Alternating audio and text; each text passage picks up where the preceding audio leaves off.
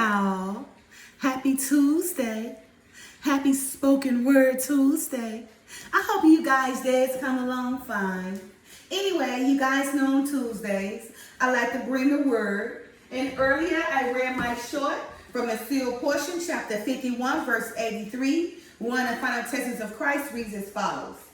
But the hour cometh, and now is, when the true worshipers shall worship the Father in spirit and in truth. For the Father seeketh such to worship him. For he needed not that a religion be set up among men to teach of him. You guys, for the Father is no respecter of persons. The Father needed not religions made by the hands of men to worship him. For the Father only seeks worshipers for spirit and in truth to worship him up to their salvation.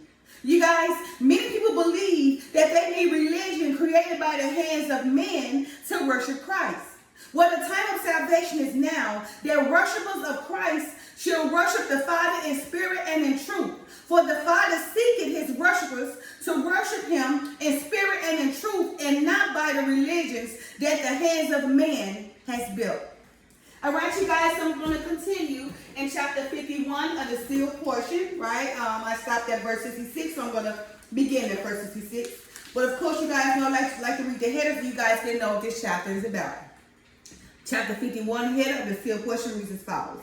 Moroni is commanded to include a retranslation of the gospel account of John, which includes all the plain and precious things that were taken out to please those who canonize the New Testament of the Bible. Jesus explains his anger in clearing the temple. He teaches the gospel to the Samaritans, who are despised by the Jews. All right, verse 66 reads as follows. The Father loved the Son and had given all things into his hands for the sake of all his children. And he who believeth on the Son hath everlasting life, and shall receive of his fullness. But he who believeth not the Son shall not receive the fullness. For the wrath of God abideth on him because of the works which he doeth, which are against that which the Father had commanded. And when therefore the Lord knew how the Pharisees had heard that Jesus made and baptized more disciples than John, though Jesus himself baptized not, but his disciples only, he left Judea and departed again into Galilee. And this he did, that he would not disrupt further the work that John was doing in that part of the land, because the Jews accepted John as a prophet, but rejected him. And on his way to Galilee, he must needs go through Samaria. Now the Jews hated the Samaritans and were taught by the leaders of the Samaritans that their church, that these were unclean. Now the Jews hated the Samaritans and were taught by the leaders of their church that these were unclean, and that they should not marry them or allow their children or the children of their children to associate with them. Yeah, the Jews hate the Samaritans. They all are one, really. Well, I didn't say all at one, but the Samaritan was a mixture of the Jews and probably the Roman. You know, they came in, they intermarried among one another, okay? All right? And thus all the Jews believed, because of their traditions and that which they had been taught, even that they were a peculiar and chosen people, being the children of Abraham. And Jesus came into the city of Samaria, which is called Sychar, near to the parcel of the ground that Jacob gave to his son Joseph. Now the well of Jacob was there, but the Samaritans were not allowed near unto the well in the presence of the Jew. So the Samaritans can go to the well, right? You know, but they couldn't do it in the presence of the Jew. And the well belonged to Joseph, who was Jacob's son, you know, from Abraham. Jesus, therefore, being weary with his journey, sat thus on the well, knowing that he could show an example to his disciples of the foolishness of the traditions of the Jews. So, you know, the Messiah was walking. Of course, he was kind of tired or whatever, you know, being wearied on his journey. He decided to sit at the well, you know, knowing that he can be an example to his disciples, right? You know, due to all their foolishness and traditions of the Jews. And it was about the 6th hour when Jesus tarried there, for he knew that soon there would be some who would come to the well for water. And there cometh a woman of Samaria to draw water, and so that he could show the example to his disciples, for his disciples were gone away to the city to buy meat. Jesus tarried there with the woman and engaged her time that she would not leave. And he said unto her, give me a drink. That's what Jesus said to the woman, at Samaria at the well, right? While his disciples was going to buy meat, he decided that he would be an example, right, to the Jews, so he can be an example to the disciples to show how foolish in the tradition of the Jews was, right? So he was tired on his journey, he decided to sit down by the well, hoping that somebody would be there. So when he did get there, there was the woman of Samaria at the well, right? And the Samaritan woman, she was kind of surprised. She was like, what are you doing here? We don't even associate with you guys. Y'all don't even like us. All right. So the story continues. Again. And it was about the 6th hour when Jesus tarried there. For he knew that soon there would be some who would come to the well for water. And there cometh a woman of Samaria to draw water. And so that he could show the example to his disciples. For his disciples were gone away unto the city to buy meat. Jesus tarried there, tarry mean wait. Jesus tarried there with the woman and engaged her time that she would not leave. So he wanted her to stay there, chopped up a little talk, to get her attention for her not to leave. And he said to her, give me to drink. All right. Then said the woman of Samaria unto him, how is it that thou, being a Jew, askest me of a drink, or askest drink of me, who is a woman of Samaria? For the Jews have no dealing with the Samaritans. Jesus answered and said unto her, if thou knewest the gift of God, that he had given to all of his children, and who is it that said to thee, give me to drink? Thou wouldst have asked of him, who is this gift? And he would have given thee living water. The woman said unto him, since thou hast nothing to draw, sir, thou hast nothing to draw with, and the well is deep. From whence then hast thou that living water? Art thou greater than our father Jacob, who gave us the well and drank thereof himself, and his children, and his cattle? So the woman asked Jesus, sir, you have nothing to even draw the water with. The well is deep, right? And and whence this have thou the living water? He's talking about the living water.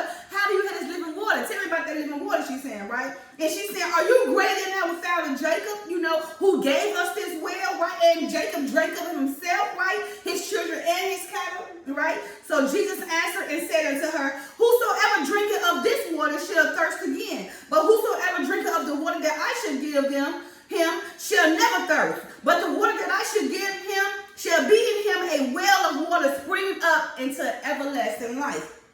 The woman said unto him, sir, give me this water that I thirst not, neither come hither to draw. And this she said because she did not understand the words of Jesus, and was wont to mock him for that which he said unto her. And Jesus perceived her mockery. Again, and Jesus perceived her mockery and said unto her, go, call thy husband and come hither. The woman answered and said, I have no husband. And Jesus said unto her, thou hast well said, I have no husband, for thou hast had 5 husbands, and he whom thou now hast is not thy husband, in that saidest thou truly.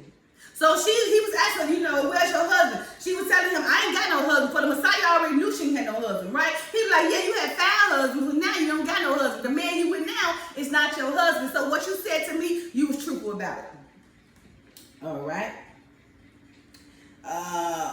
And then the woman began to believe on him and said unto him, sir, I perceive that thou art a prophet, but if thou art a prophet, then tell me why our fathers worship in this mountain. And ye say that in Jerusalem is the place where men ought to worship, and hated us for not worshiping as thou, who art a Jew, worshiping. And Jesus said unto her, woman, believe me, the hour cometh when ye should neither in this mountain nor yet in Jerusalem worship the Father. Ye worship ye not know, ye worship, ye not know what? Because ye are taught the traditions of your fathers, which are the commandments and precepts of men that confuse you. So he said that you worship things you don't know not, right? Because you are taught by the traditions of your men, right? And your fathers, right? Which are the commandments and precepts of the men that confuse you guys, okay? We know what we worship. This is what the Messiah is saying to us. We know what we worship, for salvation is of the Jews according to the prophets that have preached unto your fathers. And I am he of whom they preached, and am here among you to give you the commandments of the Father, that ye may know that the Father loveth you, like unto the Jews Here's my short. But the hour cometh, and now is, when the true worshiper shall worship the Father in spirit and in truth. For the Father seeketh such to worship him. For he needed not that a religion be set up among men to teach of him. For God is the Father of the Spirit. Again, for God is the Father of the Spirit. For a third time, remember? For God is the Father of the Spirit. And who is Jesus? Jesus is the expression of that spirit, right? Physical. Okay? For God is the Father of the Spirit, and they that worship him must worship him in spirit and in truth. And if it so be that they worship him in spirit and in truth, then he shall send his spirit unto them to teach them of him. For he is no respecter of persons and loveth all people. But the Jew and the Gentile, they are all his children.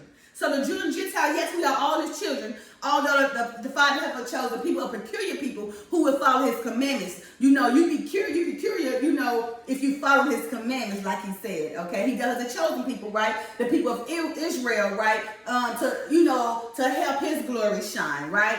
But the Jews and the Gentiles, we are all his children. But he did choose a holy people. All right. That should follow all the laws and the commandments, like the Sabbaths and all that. Like the Sabbaths and all those laws and commandments was made for Israel, the chosen people, not for the Gentiles in the church. Okay. The Gentiles in the church shall use, the Messiah to, for salvation. Shall sacrifice, to the Messiah or to God through the Father for their salvation. Needs and prayer with faith. Right? But the chosen people, who is the holy nation, have rules and laws to follow to make them a peculiar people. All right? And the woman said unto him, I know that the Messiah cometh, which is called Christ, according to the words of the prophets unto our fathers. And when he is come, he will tell us all things. Jesus said unto her, I that speak unto thee, am he who the prophets prophesied shall come into the world to save the world from sin. And I shall save the world by teaching them the will of the Father concerning them, that they might prepare themselves into the kingdoms that the Father had prepared for them. So now, the woman was saying to him, she knows that the Messiah is coming, right? Who is called Christ, according to the words of the prophets, right? Of her fathers, that when he comes, he will teach them all things. But the Messiah let it be known right now, I am him. I am him who your father prophesied in the scripture. They were talking about me again. Jesus said unto her, I that speak unto thee am he who the prophets prophesied shall come into the world to save the world from sin. And I shall save the world by teaching them the will of the Father concerning them, that they might prepare themselves to enter into the kingdoms that the Father had prepared for them. For this purpose have I been sent unto the Jew first, and unto the Gentiles last.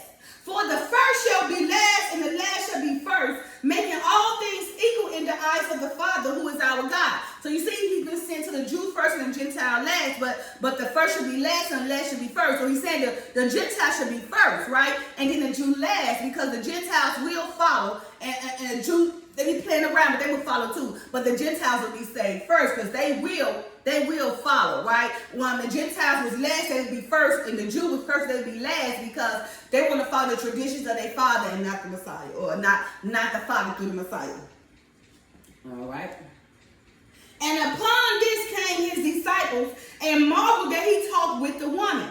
Yet none among them said unto that woman, What seekest thou? Nor did any ask of the Lord, Why talkest thou with her? For they knew that the Lord understood all things concerning the manner in which they should treat one another in spirit, in spite of their traditions. And the disciples of Jesus then understood that all were equal under God, and that Jesus had been sent unto the whole world that it might be saved, not only to the Jews.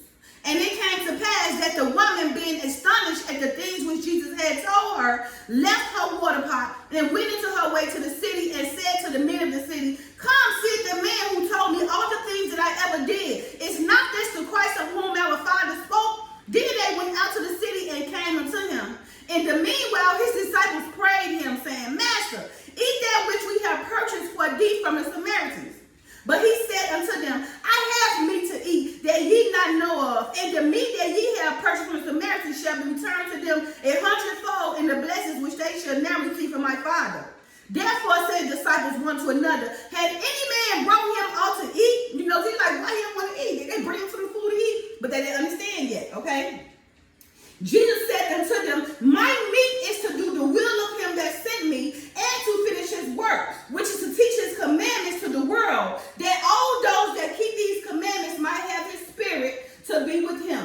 Do ye not say that there are yet 4 months, and then cometh harvest? Behold, I say unto you, lift up your eyes and look on the fields, for they are white already to harvest.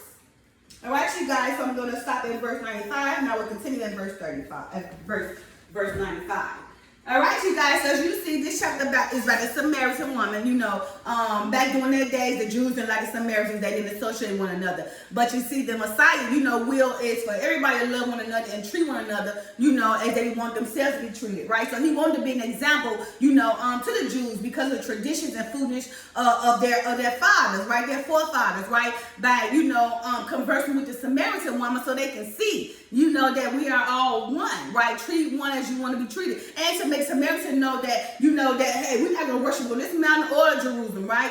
There's going to be a new Jerusalem coming, okay? And that if you follow the Messiah, then you will have water springing up to everlasting life, right? You know, the Samaritan woman. Because he's saying that, you know, remember the Samaritan and Jews were still, what the children of Abraham, because remember the Abraham was the progenitor of all the children, right? You know, after, you know, Noah, Enoch, them, right? You know, so the Samaritan and Jews, right? The Samaritans was Jews just intermingled with Romans, you know, strangers, right? But they still had Jews, right? And the Jews were Jews. The Jews were Jews who followed their traditions, and they didn't want the Samaritans nowhere near them to mix with them in anything. They thought the Samaritans was like filth, right? But that's when the Messiah came to make it known. No. We are one. I come to say the Gentile first and the Jew last. Okay, so in this instance, you might well call a Samaritan a Gentile because the Samaritans was mixed. All right, you guys. Happy Tuesday. I hope you guys learned something. Bye now. Peace.